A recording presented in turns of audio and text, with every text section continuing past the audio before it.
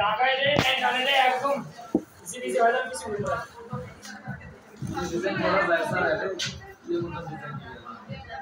এখানে এনার্জি মিটারে আপনার যে বাড়ির লাইন আছে এই যে ইএনজি দ্বারা বা ইএন দ্বারা বা দেখা যাবে এনার্জি মিটার সম্পূর্ণরূপে লেখা থাকবে এখান থেকে আপনি কি করবেন এনার্জি মিটার দিয়ে কোথায় লাইন সংযোগ করবেন এমডিবি মেইন ডিস্ট্রিবিউশন বোর্ড এই মেইন ডিস্ট্রিবিউশন বোর্ডটা সচরাচর সিঁড়ি ঘরের নিচে স্থাপন করা হয় শহর এলাকায় যে বিল্ডিং গুলো হয় বিল্ডিং গুলোতে মেইন ডিস্ট্রিবিউশন বোর্ডটা থাকে সিঁড়ি ঘরের নিচে এখানে পুরো বিল্ডিংটা 5 তলা হোক 10 তলা 20 তলা সম্পূর্ণ বিল্ডিং এর কন্ট্রোলটা থাকে সিঁড়ি ঘরের নিচে এমডিবি বক্স থাকে ওখানে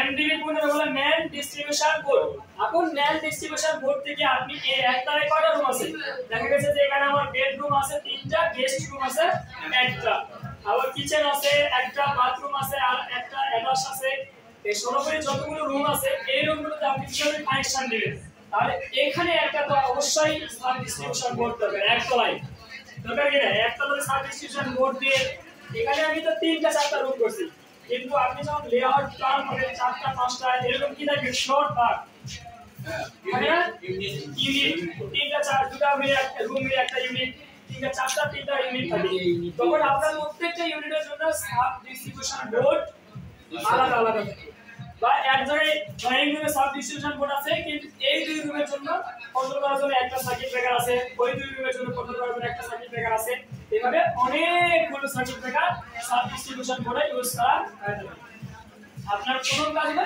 মেইন ডিস্ট্রিবিউশন বোর্ড থেকে আপনার কয়টা বিল্ডিং ধরেন এটা আমি একতলা বিল্ডিং আঁকাইছি যদি 4তলা 5তলা হয় তাহলে এখান থেকে দুটো তার 3তলায় যাবে 4তলায় যাবে 5তলায় যাবে এভাবে চলে যাবে উপকার প্ল্যানগুলো সেম এরকম কিন্তু লেখা থাকবে দ্বিতীয় তলা আর প্রথম তলা প্রথম তলা চতুর্থ তলা এরকম উল্লেখ করা থাকে তো এখান থেকে আপনি কি করবেন এই লাইনটা চলে আসবে হলো সুইচ বোর্ড না সাব ডিস্ট্রিবিউশন বোর্ড এখানে হয়তো আমরা এটা নিচে গেছে না উপরে গেছে আমার জায়গা সংকলনের কারণে কিন্তু এখানে প্ল্যানে দেওয়া আছে এদিকে সাব ডিস্ট্রিবিউশন বোর্ডে কানেকশন চলে আসছে এখন সাব ডিস্ট্রিবিউশন বোর্ড থেকে আমার কয়টা লোড এই বাড়িতে কয়টা লোড আছে একটু বলেন দেখি আমি এই মাধ্যমে যাই 1 2 3 সুইচ বোর্ডে একটা সকেট আছে 4 এখানে একটা 5 6 এখানে 3 পিন সকেট রাখা আছে 7 8 9 10 এখানে 2 পিন সকেট আছে 12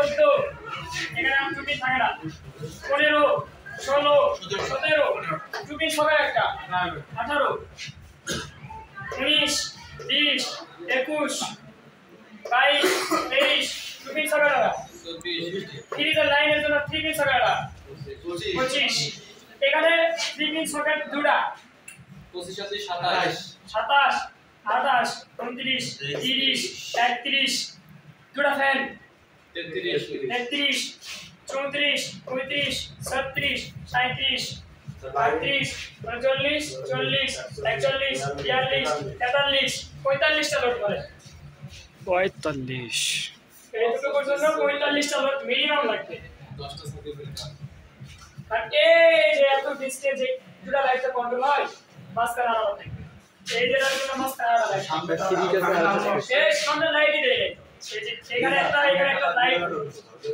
লাইট স্যার লাইট 3 12 45 টা আমাদের লোড আছে আমরা ধরে নিলাম 45 টা লোড আচ্ছা 50 টা ধরলাম 50 টা লোড ধরলাম আমি 50 টা লোডের জন্য আমার কয়টা সার্কিট ব্রেকার দরকার একটা লোডে কয়টা লোড মিলে একটা সার্কিট ব্রেকার 8টা যদি আমি 8টা হয় তাহলে 50 টা আমার আছে তাহলে 8 দিয়ে একটু ভাগ করে দেখি কয়টা সার্কিট ব্রেকার আছে 6টা 25 8টা লাগে 6টা 6 পয়েন্ট ধরেন যে সামনে আসছে হ্যাঁ তাহলে এখানে 7টা নিতে হচ্ছে কারণ 7টা নিলে কত অ্যাম্পিয়ার নিব সার্কিট ব্রেকার আমার 7টা অ্যাম্পিয়ার কত 6 অ্যাম্পিয়ার এখন 6 অ্যাম্পিয়ার দিয়ে যদি না কন্ট্রোল হয় আমি কি নিজের মন করা নিব না স্যার। তাহলে আমাকে হিসাব করতে হবে যে কত ওয়াট এখানে বিদ্যুৎ ব্যবহৃত হচ্ছে। তাহলে এখানে আমরা সম্পূর্ণ হিসাব করতে ধরে নিলাম সবগুলো ধরে নিলাম 40টা ধরে নিলাম 80 ওয়াট, আর 10টা ধরে নিলাম ওই 2 পিন সকেট 3 পিন সকেট যেগুলো আছে এগুলো আলাদা ধরলাম। তাহলে এখানে কত হলো 3200 ওয়াট। এর সঙ্গে আরো ধরেন যে 4000 ওয়াট দেন 800 দেন এদিকে আর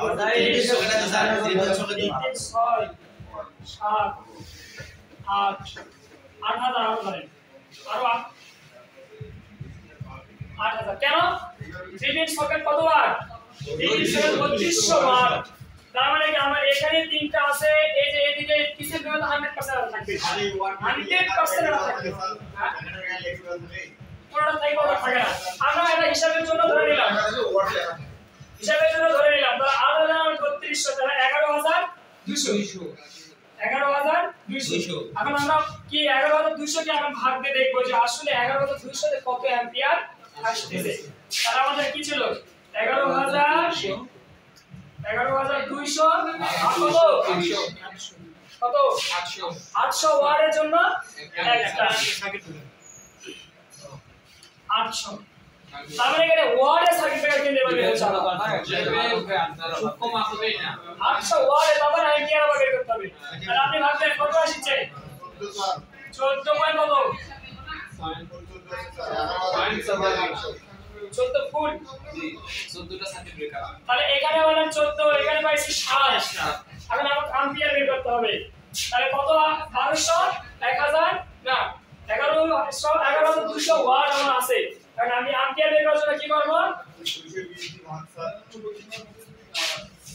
230 গুণন 50 এখানে ছিল না তো হ্যাঁ এখানে ছিল না 50 এখানে ফ্রিকোয়েন্সি 50 কেজি স্যার ফ্রিকোয়েন্সি বাংলাদেশে কত আছে ফ্রিকোয়েন্সি 50 হার্জ।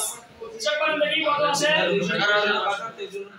কত আসছে 11500 ভাগ করে 11500 আসে গুণ দিছেন তো গুণ দিছেন এই দিলা আরে 11200 ভাগ কোন করে 14 তে ভাগ দাও আরে আগে 230 ইনটু 50 দিয়ে 11098 0.98 আসছে কি হিসাব করে 50 এতক্ষণ নাকি হ্যাঁ তাহলে এই জায়গা গুণ ধরুন দেখি এই টোটাল 11200 গুণ এ গুণ 11200 ইনটু 50 ডিভাইডেড 2436 তাহলে এইটাকে আমাদের এই লোডটা বেশি ধরা হয় এখানে এখন এটা কিলো ওয়াটে নিয়ে আসতে হবে না এত ওয়াট কি কিলো ওয়াটে নিয়ে আসতে যদি 1000 যদি দেই স্যার 2.43 তাহলে 2.43 কিলো ওয়াট। এটাকে যদি এখন আমি অ্যাম্পিয়ার দিয়ে ভাগ করি I = V/R আর হলো V করে ধরলাম ভোল্টেজ ধরলাম নিচে আমি ভাগটা দেখি আরো কম আছে এখন এটা উপরে দেন এটা নিচে দেন I = V/R আরটাকে আমরা ওয়াটে কনভার্ট করে দিলাম। এই উল্টা পাল্টা হিসাব হচ্ছে কারণ এটা তো একদিন আমিও তো আপনাদের শিখাইলাম আমারও কি উল্টা পাল্টা হবে হ্যাঁ। তাহলে কত এটা আছে 11 পয়েন্ট কত বলছিল এই ভাই খাতা গলে কাটিয়ে দিতে এই কত স্যার হিসাব বের করলাম না এটা ভাগ করে কত বের করলেন 2.34 এই রকম মিলে হয় क्या স্যার 2.34 করে দিল আরে হিসাবে দেখি আবার এম্পিয়ার 790 স্যার 490 কেউ বলছিল না ভাই কেউ 90 স্যার কেন বলবো কত আসছে 90.53 স্যার 90.53 এই 90.53 কে এখন 6 অ্যাম্পিয়ারে ভাগ দেন গুণন ভাগ 6 15টা লাগবে তাহলে কত লাগতেছে 15টা 10 অ্যাম্পিয়ার তো নেই 10 অ্যাম্পিয়ারে নেই তাহলে কত লাগছে 9টা সেই জায়গায় 10টা আমরা নিতে পারবো, যেটা 90 এর উপর চলে গেছে, একটা বেশি নিতে পারবো 10টা।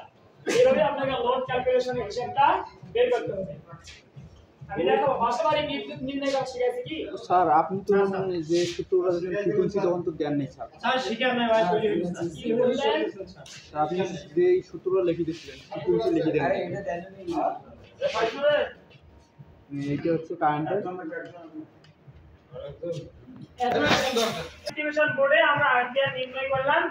অ্যাম্পিয়ার নির্ণয় করতে সহজ বুদ্ধি দিলাম, সেটাই করবেন। সাত ফ্রিকোয়েন্সি রিঅ্যাকশন ধরা হচ্ছে আপনার মোট ওয়াট বাই ভোল্ট বল 220 এটা করবেন, সহজে বের হয়ে চলে আসবে। মোট ওয়াট বাই ভোল্ট, মোট ওয়াট কত বের হয়েছিল 11200, ভোল্ট কত 220 20 বা 30 ধরে ভাগ করে যা আসবে সেটাকে আমি 6 অ্যাম্পিয়ার দিই। আর এই যে সাকি মোটা বের আসে, হ্যাঁ 15 বের যে কোটা হবে সেই কোটা। এখন দেখা যাচ্ছে এখানে 7টা, এখানে 9টা, এখানে 15টা, এত ডিসটেন্স কখনোই থাকে কাছাকাছি 2টা 3টা ডিসটেন্স হয়।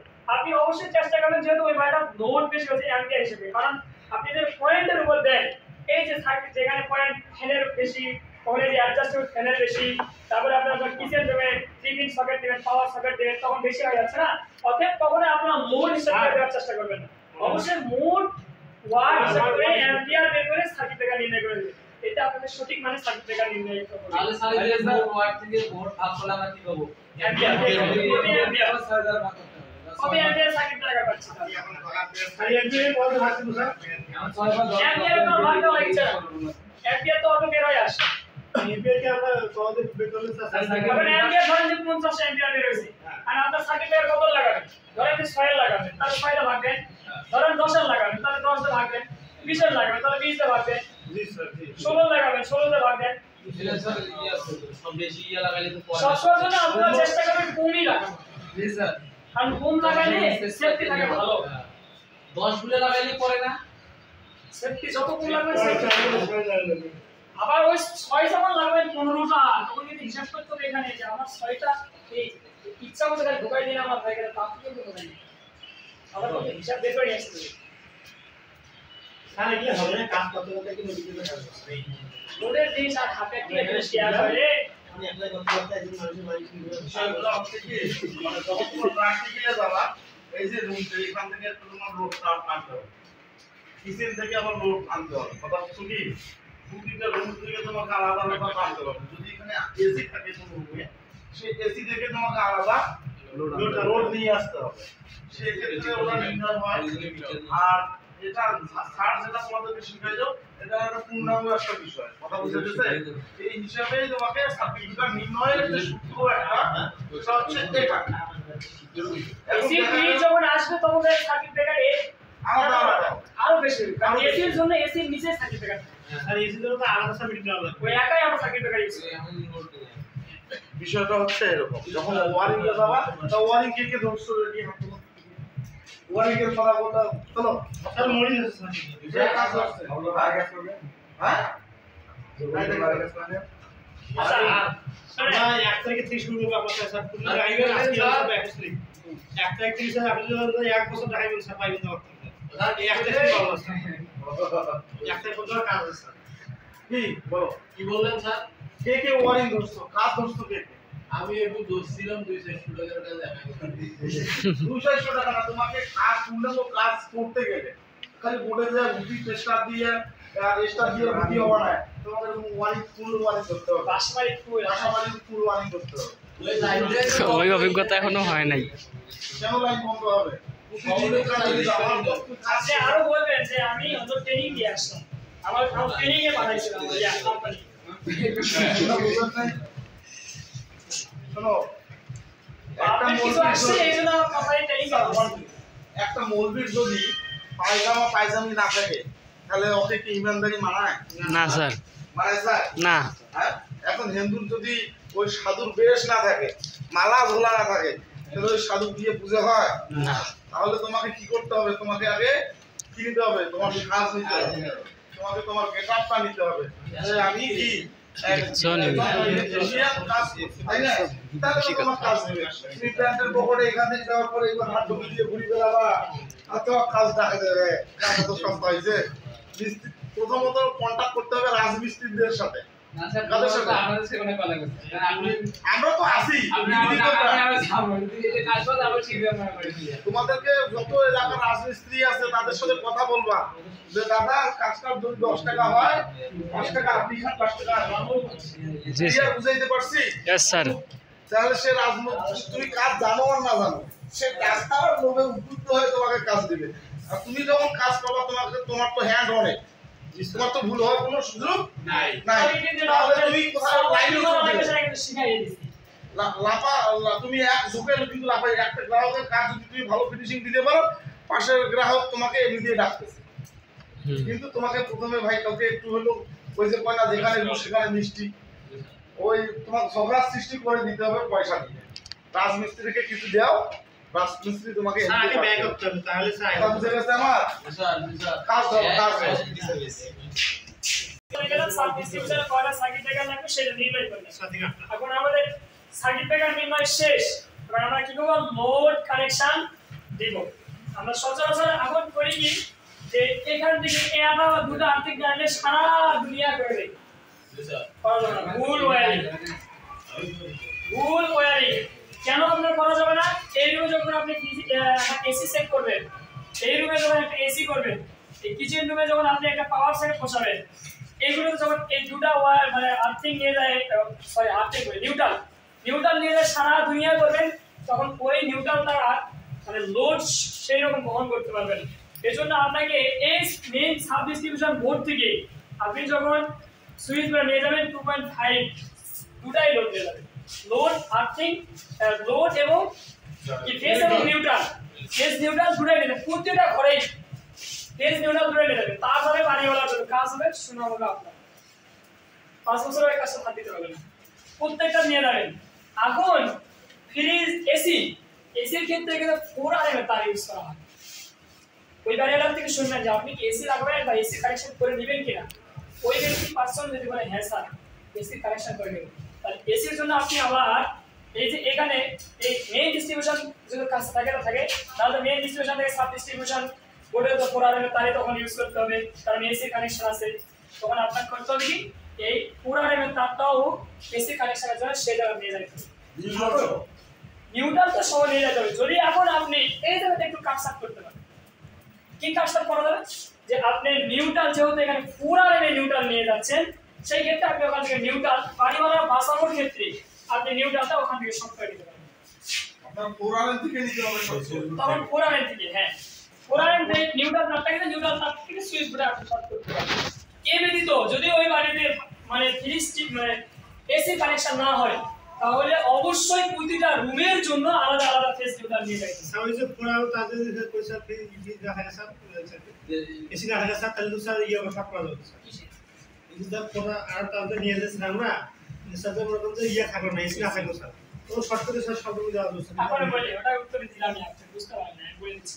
যখন আপনার রুমে বাড়িওয়ালা যখন বলবে যে আমার কোনো এসি কানেকশন নাই, আমি এসি লাগাবো না, এসি লাগালে পরবর্তীতে নিজে আবার লাইন করে নিয়ে তখন এসি লাগাবো, অথবা আমার দরকার নেই আপনি শুধু আমার লাইটিং করে দেন, তখন তো আপনার কি হবে সাব ডিস্ট্রিবিউশন থেকে main distribution sub distribution board থেকে সুইচ বোর্ডে 2.5 RM এর তার যাবে। তখন আপনি 2.5 RM এর তার ফেজ নিউট্রাল দুটাই নিয়ে যাবেন এবং তার সঙ্গে আর্থিং পর্যন্ত নিয়ে যাবেন। কেন আর্থিং নিয়ে যাবেন? ওই বাড়ির যায় দেখবেন যে ওই ব্যক্তিরা বলছে যে আমাকে এখানে একটা 3 পিস সকেট করে দেন, আমি এই রুমে ফ্রিজ এই রুমে আমি ওদের সাথে চা গরম করে খাবো, এরকম বলতে পারে না? বা বলতে পারে যে আমি একটা মাইক্রো ওভেন লাগাবো এখানে, বা বলতে পারে রুম হিটার লাগাবো এখানে, আমি গরমের শীতের সময় রুম হিটার লাগাবো, আয়রন একটা ব্যবহার করতে পারে। তখন অবশ্যই আপনাকে এখানে কি করতে হবে, তখন আর্থিং এর লাইনটাও নিয়ে যাইতে হবে।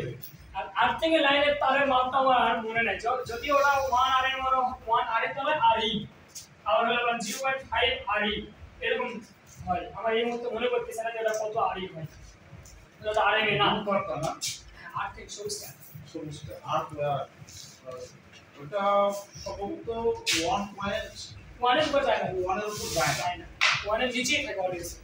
আচ্ছা ওইদিকে আর্থিং এ তার যেগুলো দোকান বললে সচরাচর একটা আর্থিং এ চলে।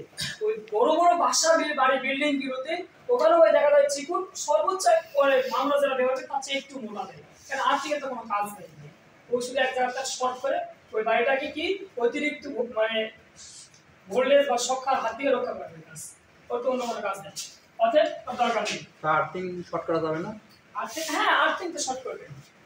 আর্থিং আবার কি শর্ট করবে? আপনি এই এক বাড়ির জন্য ছাদের পাইপ বিছাচ্ছেন, এই দিক দিয়ে একটা পাইপের মধ্যে দিয়ে আপনি তিনটা তারই যাচ্ছে, তিনটা তারই নিয়ে যাচ্ছেন, তাহলে ওখান থেকে আপনি এই রুমের থেকে এই রুমের আর্থিং সব করতে পারেন। আর্থিং তো আহামরি করার ধারণা নেই, আর্থিং করতে পারেন একটা তারই হবে সব বসায়, কিন্তু একটা বিষয় বলি, আপনি আলাদা আলাদা যাবে।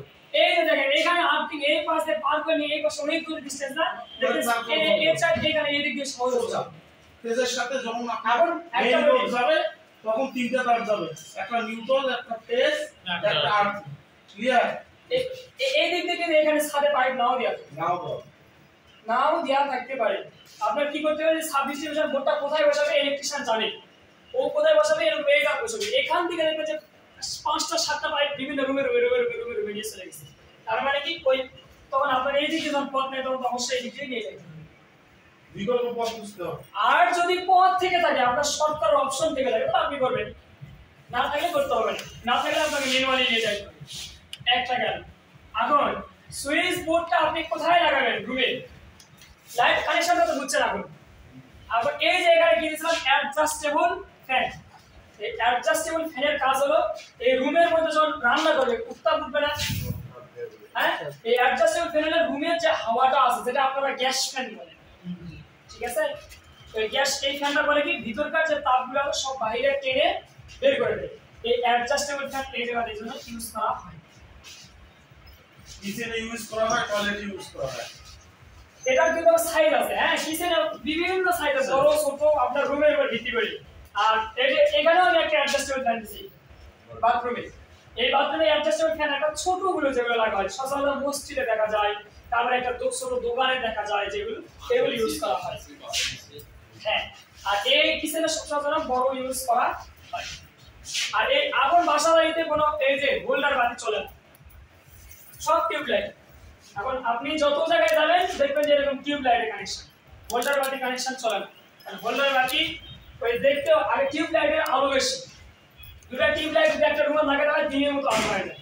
আর একটা হোল্ডার বাতি বেশি আন্দাজ লাগে, এই যে আমরা 15-20 ওয়াট আছে, তারপর আলো দেখে 5-7-8 ওয়াট আছে, এগুলা বাতি তো সব পাওয়াই যায় না বাজারে। টিউব লাইটের জন্য তো সব হোল্ডার লাগে, সিলিং রোজ, তখন আমরা সিলিং রোজ ইউজ করতে হবে।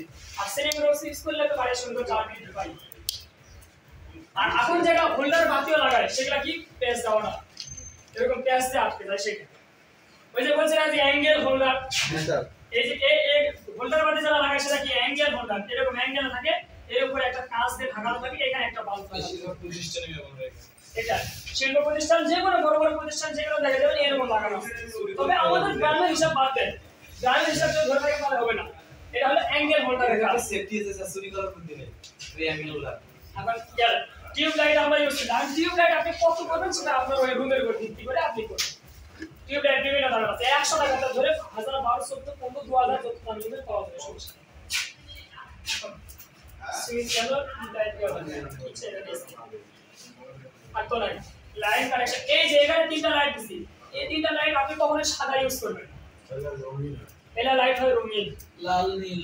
এটা কি ছিল? বেলগুলি ছিল না, বেলগুলি লাইট হয় রঙিন, চক্কর বক্কর লাইট।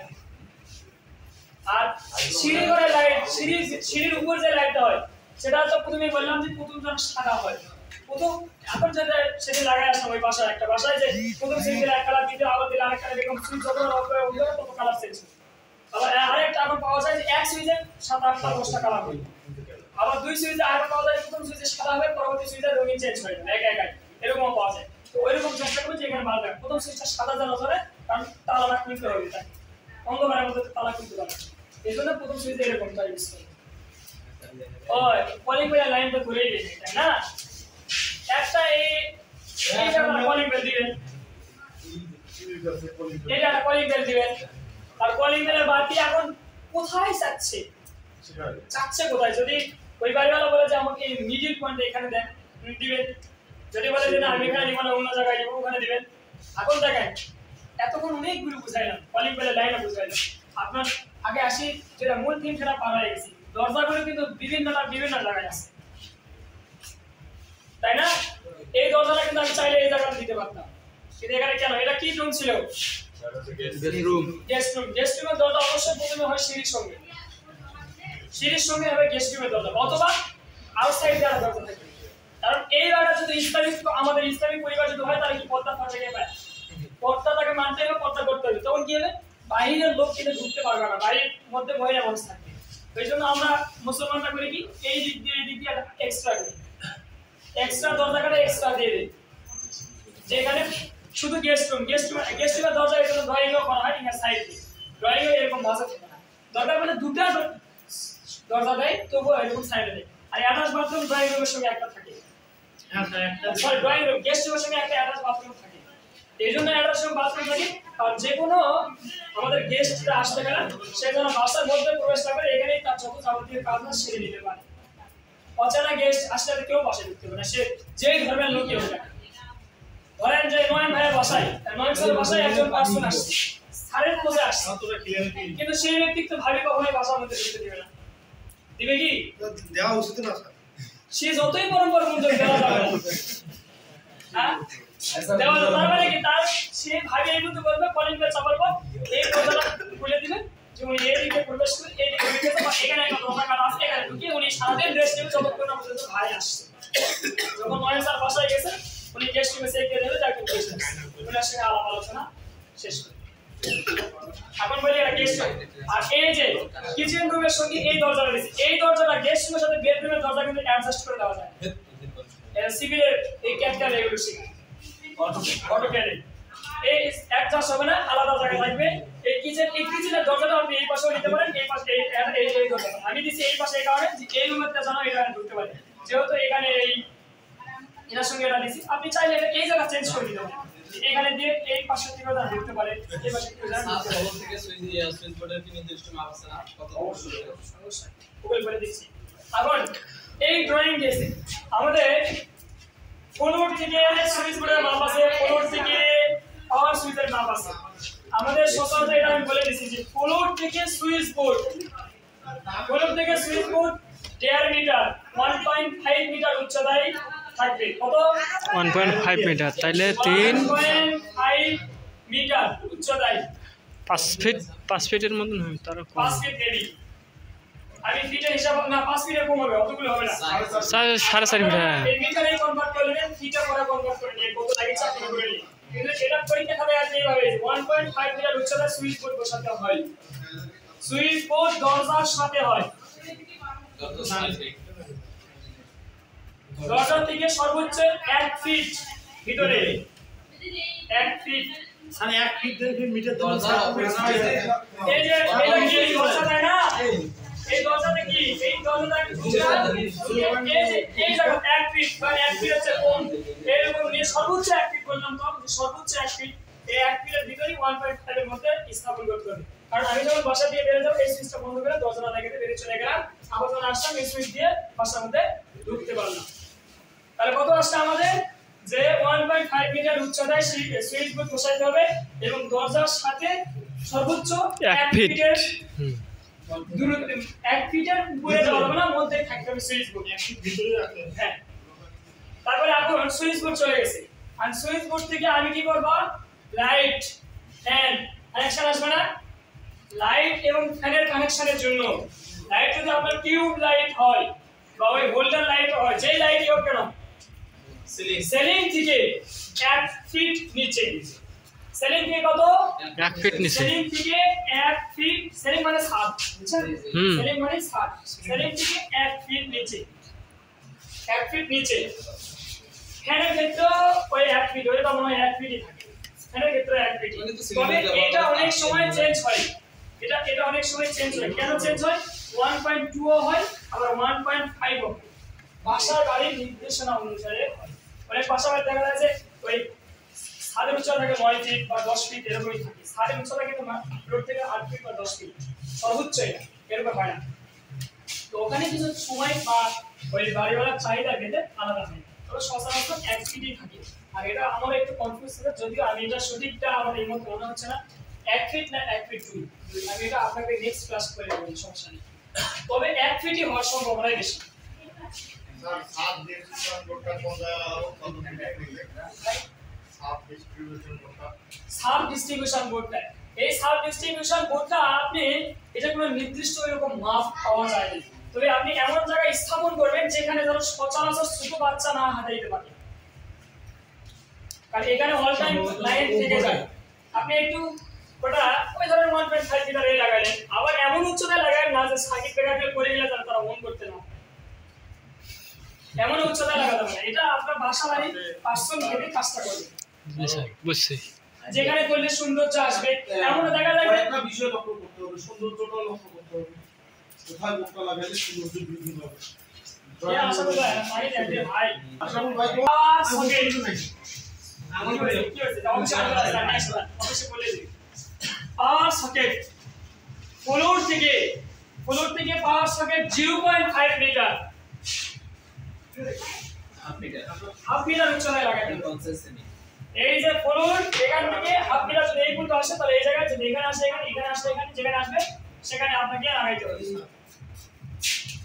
0.5 মিটার উচ্চতায় হবে পাওয়ার সকেট। আর সেটা 3 পিন হোক আর 5 পিন হোক আর হাত পাওয়ার সকেট 3 পিনের নিচে হয়, নিচে হয় কম পাওয়া যায় 6 মিনিট বেশি হয়। একটা লাইন এইগুলা কিন্তু সব এক সিরিজ আছে, এক সিরিজ বলতে বললে আর একটা লাইনেই চলবে। একটা লাইনে যাবে যদি হ্যাঁ, এখন একটা কথা আছে, যদি এই রুমের এই লাইটটা এই রুমের থেকে ছাদের পাইপ দেওয়া হয়, তাহলে অবশ্যই আপনাকে এই পাশে ওটা করা যাবে না, যে ছাদে পাইপ ফেলাতে যদি যায় স্যার, তাহলে ওটা করা যাবে না। ওটা করছিল আমরা যে বাসায় কাজ করছি, যে ফেলাইছিল পাইপ আমাদের বিপদে ফেলায় নাই, ওটা কিন্তু বিপদে বিষয়টা কি সচরাচর এখন বাসা বাড়িতে ছাদ এরকমটাই করা হয়, মানে এই যে আগে এরকম করে দেওয়া হতো, কিন্তু এখানে বিদ্যুৎ খরচ মানে ওয়্যারের তাপটা এত পরিমাণ বেশি লাগতো যেটা একটা স্বাস্থ্যকর হইতো না। এই জন্য এখন সচরাচর সবাই এই কাজটা করে এবং ইঞ্জিনিয়ারিং শিডিউলে এরকমই করে দেয় যে এই রুম থেকে এই দুটা বাদ দিয়ে তাই তাহলে প্রত্যেকটা রুমে ঢুকে আমরা বাদ দিয়ে চলে যাবো। আপনার সিস্টেমটা সিকিউরিটি গার্ডের কাছে লাইনটা চলে যাবে, কিন্তু এই রুমের যেহেতু এই লাইনটা এখানে আছে, এখান থেকে একটা যেখানে ফেস নিউট্রাল শর্ট করে দেওয়া হয়ে যাচ্ছে, শুধু ফেস দুটো কি করে তাই নিয়ে আসে সিকিউরিটি গার্ডের রুমে নিয়ে চলে আসে। এই বাদ কিন্তু সিকিউরিটি গার্ড যে থাকে সেটাই মালিক না, আর মালিকই সিকিউরিটি গার্ড, মালিকই কিন্তু কোথায় হয় তাই মালিক সেম তোমরা চাবা যেটা আমরা যে কাজগুলো করি এই যে সিরিয়াল হবে না, আমরা যে বাসা বাড়িতে কাজগুলো করি তোমরা চাবা যে এটা সেট ব্যাপার, তখন হচ্ছে কি তোমার এই যে শীট রুমটা এটা যদি তোমার এরকম ডিভাইড করতে এই সার যেটা রাউন্ড করে দিতে হবে, এটা যদি হয় এখানে তো অবশ্যই একটা শীট রুম থাকে, তাই না? এইটা সিঁড়ি, আচ্ছা এইটা সিঁড়ি, এই সিঁড়িতে লাইনটা আমি এখানে এমডিবি আছে, এমডিবির সাইডে একটা সুইচ বোর্ড করে দিলাম, তার মানে সিঁড়ি দিয়ে ঢুকলেই যেন সিকিউরিটি লাইটগুলো জ্বালানো যায়, অর্থাৎ মেইন গেটের পাশে না, আপনার একটা প্রথম গেট দ্বিতীয় গেট থাকে, দুটো গেট থাকে। সার্চের কথাটা কি আগে বুঝাইছে, এটা কি বুঝছো? এটা হচ্ছে ফার্স্ট গেট, এটা অনেক বড় হয়, আর এই জায়গায় একটা ছোট গেট হয়, আর এটা হলো সিঁড়ি রুম। কথা বুঝে গেছে? এই জায়গায় যদি এমডিবি বক্স তোমার আছে না, তোমার ওখানে পাওয়ার আছে, ক্লিয়ার? তাহলে তোমার পাওয়ারটা তুমি কাছাকাছি পাচ্ছ না, তারপর কম হচ্ছে না। আর এখান থেকে কি করলাম, এই যে এই জায়গাতে একটা মানে তুমি পাইপ ফেলাই রাখো, এইখান থেকে শুরু করে এটা এই দিক নিয়ে আসলাম, এখান থেকে শুরু করে আসলে শর্ট করে দিলাম, খুব ইজি হবে, তাহলে কাজ করতে সুবিধা পাবা। আর যে ওই স্যার যেটা বলবো যে হ্যাঁ এটা হয় কখন, যখন উপর তলায় যাবে দেখা যায় সিকিউরিটি দেয়, তখন টু ওয়ে সিস্টেম ব্যবহার করা হয়, লাইন নিচেও থাকে উপরেও থাকে, চাইলে রুম থেকেও জ্বালানো সম্ভব, চাইলে নিচ থেকে জ্বালা সম্ভব। হ্যাঁ না সুইচ তো অবশ্যই নাম্বারিং করা থাকবে, তোমার যে কোন ফ্লোরের সুইচ কোনটা সেটা তো অবশ্যই নাম্বার দিতে এখন হবে। প্র্যাকটিক্যালি যাই বলছি ঠিক আছে মানে টাইপের যে পার্টিকেল যে আছে যদি 120 সবগুলো ব্যবহার করব না আমরা কাছে চলে যাব মানে প্রাইম টাইম সুইচ নিয়ে আলাদা আলাদা সিডি ক্লাস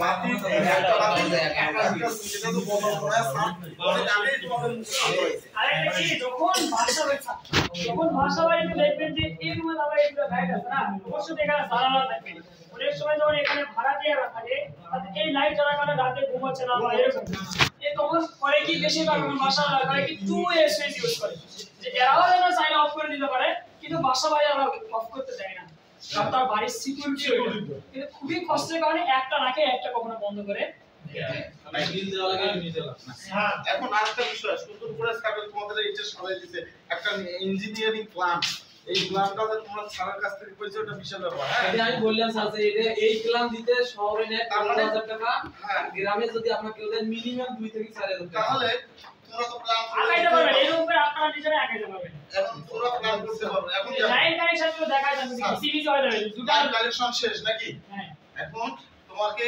ইয়াগুলো আবার মিশন হ্যাঁ প্রতীকগুলো মিশন আচ্ছা প্রতীকগুলো মিশন ফ্যান আছে ফ্যান ছিল হ্যাঁ হ্যাঁ অ্যাডজাস্ট হবে না অ্যাডজাস্ট করে সিলিং এটা কি দিচ্ছে ওটা বাকি এলইডি টিউবলাইট আই না না এটা টিউবলাইট ও আই না হাতটা একটু সামনে স্যার আই এটা কি বলে হ্যাঁ ওখানে না আমরা টিউবলাইট মে দাও দেন